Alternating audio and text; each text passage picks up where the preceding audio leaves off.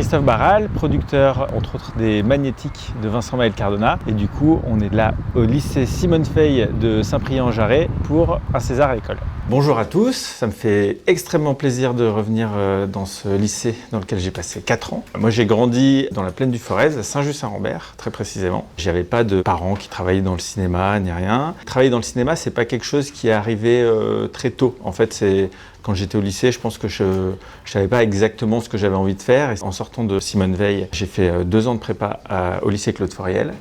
Après, j'ai fait une école de commerce à Clermont-Ferrand. Et puis, j'étais toujours un petit peu dans le vague de me dire qu'est-ce que je vais faire plus tard, voilà. Et j'ai commencé à cultiver un petit peu une passion cinéphilique. C'est-à-dire que j'étais pas quelqu'un qui allait beaucoup au cinéma. J'avais pas des parents qui m'emmenaient spécialement au cinéma. J'avais même des parents qui étaient anti-télé. Donc, j'ai eu une télé quand j'avais 15 ans. Je m'y suis mis un petit peu sur le tard, du coup, à regarder des films, à regarder beaucoup de films, 3-4 films par jour. Et j'ai eu l'envie de passer un concours d'une école de cinéma qui s'appelle la FEMIS à Paris. J'ai jamais été un mauvais élève et j'ai jamais été un très bon élève. J'étais l'élève un peu moyen, voilà, qui passait de justesse à chaque fois, qui a le bac un peu de justesse, voilà. Et à ce moment-là, par contre, je me suis mis un petit peu à bosser parce que j'avais très envie de rentrer dans cette école. Je suis rentré dans cette école de cinéma, ça m'a ouvert un peu des voies et je me suis intéressé du coup à ce métier qui est le métier de producteur de cinéma. Donc je ne sais pas si vous savez ce que c'est que le métier de producteur de cinéma ou si vous avez une idée. Celui qui crée des films. Ouais. Et du coup, la différence avec un réalisateur, alors ce serait quoi ? Le réalisateur, c'est celui qui va faire le film, tandis que le producteur, c'est celui qui est à l'origine du projet, je pense. Ouais. Le producteur, il finance et il supervise. En fait, ouais, il y a un peu de tout ça. Le producteur, en fait, c'est celui qui va donner les moyens à des auteurs. Donc, dans les auteurs, on a des scénaristes, un réalisateur. Nous, en fait, on va faire écrire un scénario, demander à des gens de nous dire combien ça coûterait de fabriquer cette histoire pour en faire un film de cinéma.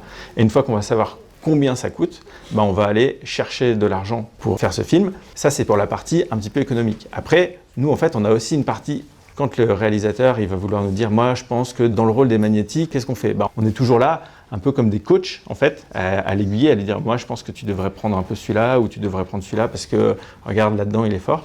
Et c'est un peu comme ça qu'on gère cette partie artistique avec le choix des techniciens aussi dont on fait le film. Donc on accompagne le film tout au long de son processus. Pendant le tournage, on check les rushs un peu tous les jours. Pendant le montage, on est là aussi pour voir des versions de montage et lui dire non mais ça, là il y a tel moment, il y a un petit ventre mou dans le film, il faudrait qu'on enlève ça, il faudrait qu'on raccourcisse l'histoire. Voilà. Donc on est là dans toute cette partie. Et puis quand on a fini le film, notre partie, elle ne s'arrête pas vraiment, mais on donne le film à un distributeur qui, lui, va se charger de faire une affiche, de faire une bande-annonce et de mettre le film dans les salles de cinéma, de faire de la promotion du film. Ça, c'est moins notre boulot, même si on a toujours un œil sur ce qui se fait en lui disant « non, l'affiche, là, c'est pas possible, on va rien comprendre » ou « la bande-annonce, t'en dis trop, tu racontes toute l'histoire dans la bande-annonce, c'est pas possible ». Donc on a toujours ce regard en permanence sur le film, on est un peu les protecteurs du film de A à Z, et puis après, on livre le film. Est-ce que, en tant que producteur, vous avez pu participer à l'écriture d'un scénario, par exemple, pour Les Misérables ? Nous, on est hyper présents à l'écriture. On n'écrit pas des scènes, mais on est hyper là. Donc Ladj et Giordano, ils vont écrire ensemble. Après, ils nous envoient leurs textes, on lit, on discute. Une grosse partie de notre travail, qui est moi une des parties que je préfère, c'est le développement de l'histoire. Et je pense que beaucoup de producteurs aiment ça. Tu vois, c'est un moment... Parce que c'est vraiment un moment de partage avec les auteurs. On a aussi ce recul du metteur en scène qui souvent a des œillères parce que lui, il est vraiment dans la fabrication de son film. Et nous, on est un peu l'étage du dessus en se disant « Ok, mais nous, après, on sait que le film, on va l'emmener au distributeur, après, on va l'emmener sur le marché. » Donc, on voit aussi le marché évoluer. On les conseille vachement à cet endroit-là sur quoi faire dans le film pour toucher les gens. Quand vous dites que les producteurs, ils s'occupent de trouver l'argent pour financer le film, ouais. Ils le trouvent où, cet argent ? Alors, il y a plein d'endroits où on peut trouver de l'argent, parce qu'on a un système qui est plutôt bien fait en France. Tu as un guichet d'argent public qui s'appelle le CNC, le Centre national de la cinématographie, où tu vois, on peut avoir des aides généralement automatiques, mais aussi sur scénario. C'est-à-dire que tu fais lire ton scénario à des commissions, et il y a des commissions qui disent ce film oui, ce film non. Après, il y a les chaînes de télé, Canal+, qui aident énormément le cinéma français, M6, France Télévisions, toutes ces chaînes-là qui participent au financement des films. Tu as les régions, elles peuvent mettre des subventions assez importantes. Et quand on vient tourner par exemple en région Rhône-Alpes, là l'idée c'est que si par exemple la région nous donne 100 000 €, eh ben nous on est obligé de dépenser 160 000 € dans la région. Ça c'est grosso modo les grosses aides. Et après le distributeur, quand il croit beaucoup au film, eh ben, il va aussi nous donner un petit peu d'argent en amont. Et le vendeur international peut mettre un petit peu d'argent avant qu'on fabrique le film. Comment vous faites pour choisir la plateforme? C'est-à-dire, est-ce que ça sera en salle ou sur Netflix ou Canal+, ou... C'est une très bonne question. Parce que nous, tu vois, moi j'ai commencé à produire des longs métrages il y a 10 ans, il n'y avait pas de plateforme. Nous, on aime le cinéma. C'est-à-dire qu'on se dit que le cinéma, on partage un truc en commun. Quand on va au cinéma, normalement, on éteint son portable, tu vois, et on se concentre sur le film qu'on regarde. C'est pas comme quand on est dans son canapé, qu'on se met un film Netflix, qu'on met pause, qu'on va se faire un café, qu'on revient. Tu vois, il y a un truc où l'attention qu'on donne au film, elle n'est pas pareille. Donc nous, on a un peu tendance à faire toujours des films pour le cinéma. Aussi parce qu'on a une liberté plus grande.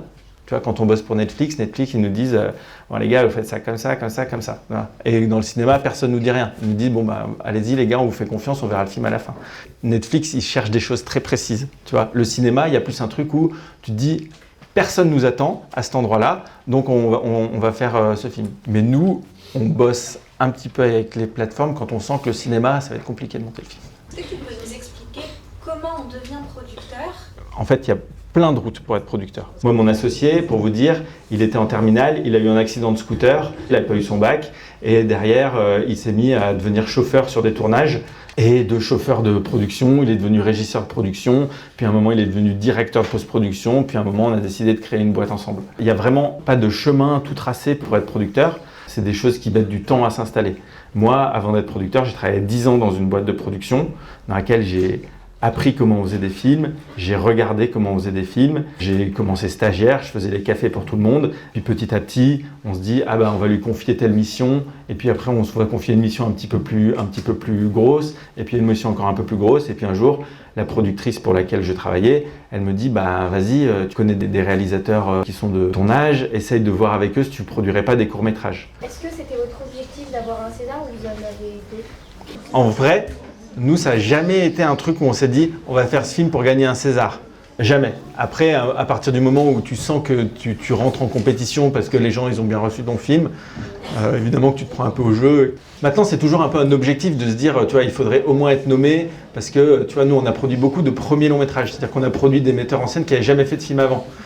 Déjà être nommé, en fait, c'est déjà beaucoup. En fait, nous, ce qu'on veut, c'est juste grandir avec nos metteurs en scène, qu'ils aient le droit de faire des films encore, qu'on ait le droit de faire des films avec eux, et voilà.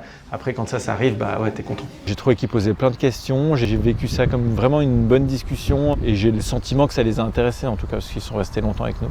Merci beaucoup. J'espère que ça vous a été utile.